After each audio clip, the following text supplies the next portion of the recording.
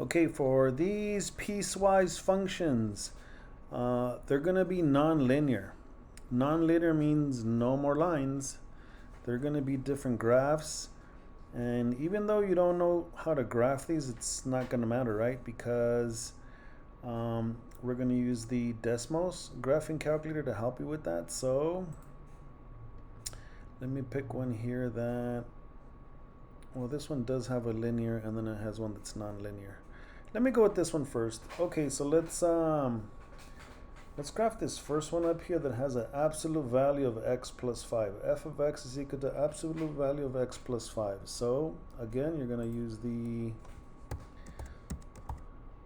Desmos graphing calculator.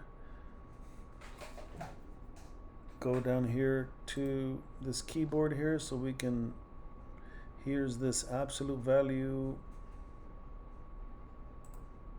symbol here so you can enter it. So that's what x, and then plus, and then 5, and then make sure you click out, or actually just click the absolute value. Okay, and I think that's it, right? Let's see, what was it? No. Yeah, that's it. So let's look at that graph. That is, let me move it over here. Make sure you change your settings here so that there's no minor grids, and then the increments are step 1. Okay, so we have this absolute value graph. It looks like the letter V. And what you gotta pretty much focus is only on this vertex. This vertex is at -5, 0. Just remember where that is, okay? That's all you gotta, don't worry about this graphing, all this. The delta math is gonna, just know where this point is. It's at -5, 0 right there. Okay, so that's all you need to know. And what, I don't want to graph the whole thing. What's the interval here? For this one, for the absolute value of x plus 5, I want to see it right here's the end point. The end point is the value of x at -2. And then remember, we want to see the values of x that are less than -2. So let me go to -2, and then I'll look at the graph from all the values of x that are less than -2. So let me go to the graph and go to -2. Here's -2. Here's -2 on the x, right here, -2 on the x. And starting right there, what is this endpoint? What is this coordinate for here? It's -2, 3. I'm going to plot it just so that it stays there. Right? So at -2 is where the endpoint is, which is there. I plotted it. And then it wants to see the graph from -2 and all the values of x less than -2. So it's this way to the left. So I'm going to keep all of this, right? Remember that. We're going to keep all of this. So from -2, 3, or pretty much the value of x at -2. Now watch how this works on delta math. It's a little different.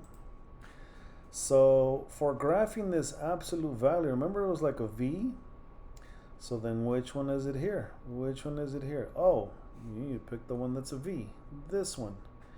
And then it's going to ask you where you want this vertex. You guys remember where that vertex was? That vertex was at right here at -5, 0. So you're going to slide it over and move it on delta math to this -5, 0. So you're going to scoot it over like this to -5, 0, which is right there. Is that where it is? Yeah, right?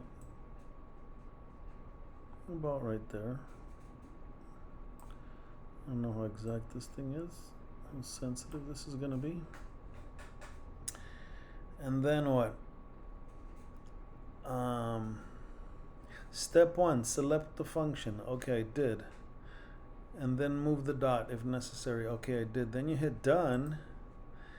Then it's going to tell you, see, this one's different. This one, remember at -2 is where, see here, you're not going to click a point and then find another point. Here, you just get these arrows, and I'm just going to drag it all the way. I only want it to start at which value of x? You see the value of x is at what? -2 right there. See how it's closing like down on the values of x? And at -2, you just slide it over and stop at -2.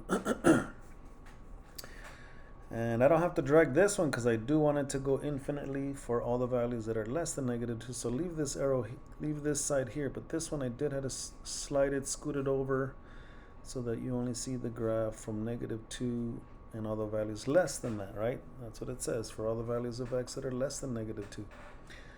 Step 2, drag the double blue arrows inward if necessary to set the domain of the function. Afterwards, you may click on the closed circle to create an open circle. Oh, yeah, on x it is not equal to it, so I'm going to click it.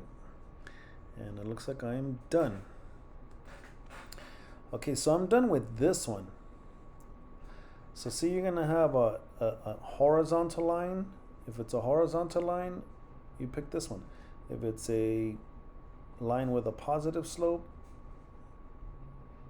going kind of upwards from left to right, you pick that one. If it's a line with a negative slope, you pick that one. If it's an absolute value, we just did that. If it's a parabola, you pick that one. And this is the graph of a square root. So you'll see different graphs, but it's gonna pretty much do the graphing for you. You just got to move these critical points. So am I done with, oh, what am I doing here? Select the second function, then move the blue dot. Okay, the second function, let me graph that now. F of x is equal to just x. Well, let me graph that. F of x, delete, delete, delete, delete, delete, is just x. F of x is equal to x is just a function like this. It's just pretty much diagonal. It's 1 over 1. The y-intercept is 0, right? You can say x plus 0. The y-intercept is 0, and it's up 1 over 1. Long story short, it's a line. It's a line that it has a positive slope, and this critical point there is at 0, 0. Just remember that. Okay? And let's graph that. So I'm going to pick the positive line, which is this one. Select the second function. Okay, select it. And it's right there. That's the critical point right there. So I'm not going to move it. And did I select the function and move it? Well, I didn't have to move it, so I'm done. So hit done with selecting it and moving it.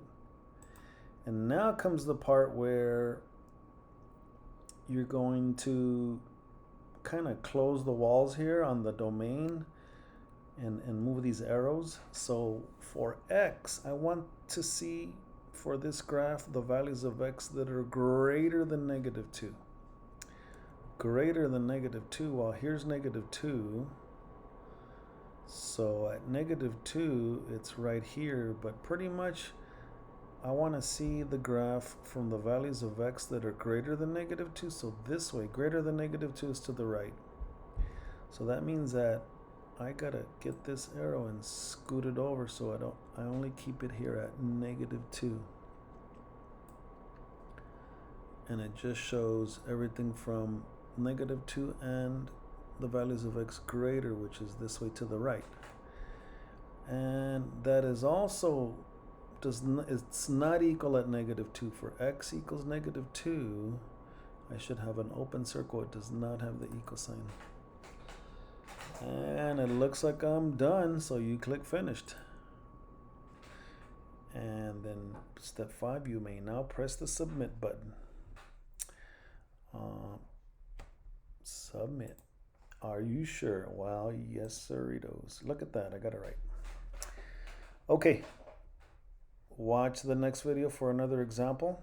Okay, it's going to look a little bit more intimidating, but I think this is actually easier than before.